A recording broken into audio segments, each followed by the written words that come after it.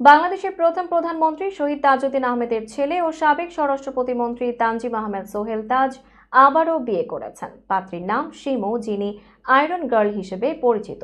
কিছুদিন আগে বাগদান সেরেছিলেন তারা। বিস্তারিত ডেস্ক রিপোর্টে। তাদের বাগদানের ছবি নিয়ে নেটিজেনরা কম আলোচনা সমালোচনা করেননি। আর এবার জানা গেল সোহেল তাজের বিয়ের খবর। তার বিয়ের ছবি এরই মধ্যে নেট দুনিয়াতে ভাইরাল। বর কনেকে নিয়ে চলছে আলোচনা। কেবল ছবি নয়, বিয়ের ভিডিও প্রকাশ পেয়েছে। একটি ভিডিওতে মালা বদল করতে দেখা যায় সোহেল তাজ ও শিমুকে। শিমুর বিয়ের পোশাকের সঙ্গে থাকা ওড়নায় লেখা ছিল সোহেল তাজের বউ শিমু। ঠাকুরগাঁওয়ের মেয়ে শিমু মা ও দুই ভাইকে নিয়ে ঢাকায় বসবাস করেন।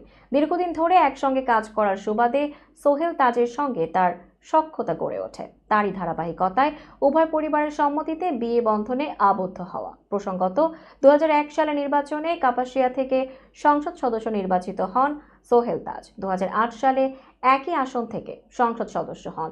2009 সালের 6 জানুয়ারি আওয়ামী লীগ নেতৃত্বাধীন মন্ত্রিসভায় স্বরাষ্ট্র প্রতিমন্ত্রীর দায়িত্ব পান তিনি। একই বছরের 31 মে মন্ত্রিসভা থেকে ব্যক্তিগত কারণ দেখিয়ে তিনি পদত্যাগ করেন। 2012 সালের 23 এপ্রিল সংসদ সদস্য পদও ছাড়েন। এরপর রাজনীতি থেকে অনেকটাই দূরে সোহেল তাজ। কয়েক বছর ধরে ফিটনেসের প্রতি তিনি বেশি মনোযোগী।